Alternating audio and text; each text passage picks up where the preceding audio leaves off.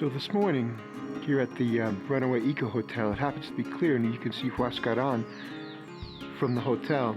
There it is, and this is the third tallest mountain in South America, 21,000 feet. A lot of snow up there.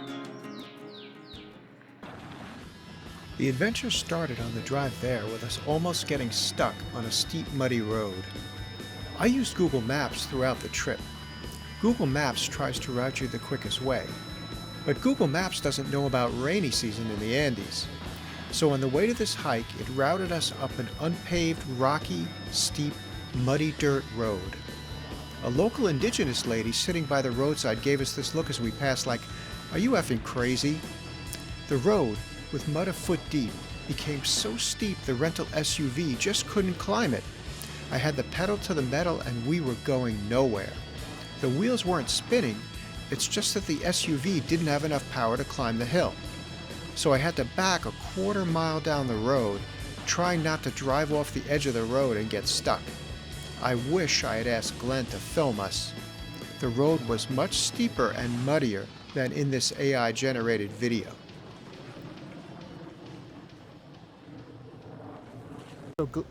So Glenn and I are just past the little town of Choquilpampa, and we had to pay a few 1 and 2 soles fees with a little roadblock, and we're at the start of our Laguna 513 hike.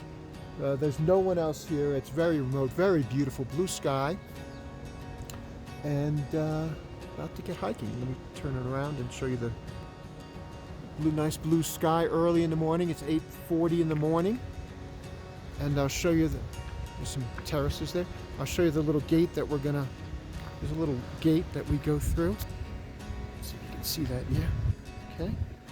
Little locked gate. Bienvenidos a Choquil. And here's Glenn walking. Okay, vámonos. After the gate, we hiked along the muddy valley floor up to the glacier ahead. At beautiful Laguna Rajupakinen, we did a few stream crossings trying to find the trail up. If Glenn wasn't with me at that point, I probably would have turned around, as the hike had already been plenty hard. We continued climbing past Laguna Rajupakinen, approaching the glacier above. So we're almost to Laguna 513, and you can see some blue on that glacier up there, almost to that glacier. That is pretty cool. Okay.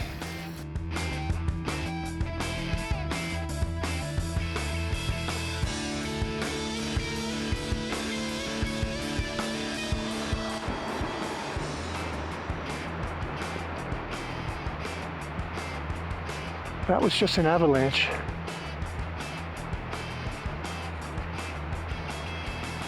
We thought we heard thunder, but it was an avalanche.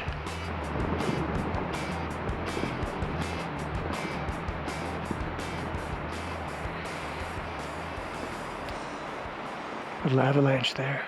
So Glenn and I reached Laguna 513. It's 15,000 feet and change. I'll look it up later. Pretty much the toughest hike I've ever done in my life. Definitely chewing the coca here in my mouth. And we're all alone on the mountain here. The other folks have left already. Some fog came in, but we have a little sun. And we have a long, challenging hike down. Not only the altitude, but lots and lots of loose rocks and some river crossings, and so some balance work as well. So very challenging. Not sure it's as beautiful as Laguna 69, but pretty effing challenging. Okay, there you go.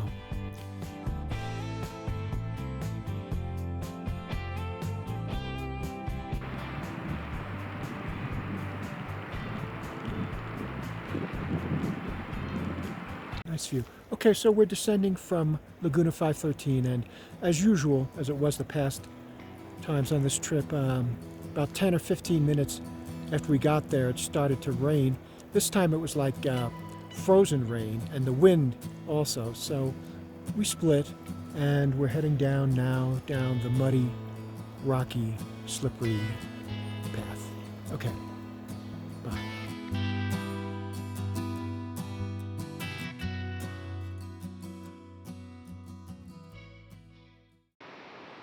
On the way back, we stopped, probably for too long, to once again enjoy the beauty of Laguna Rajupakinen.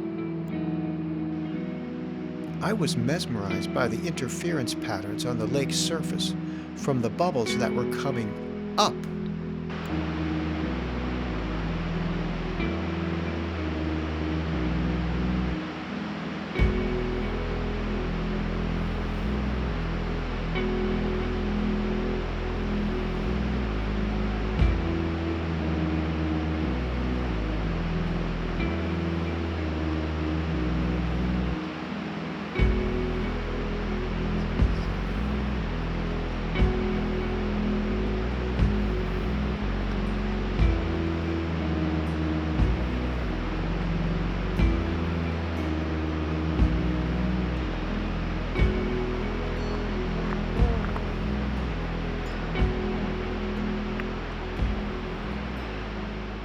How far?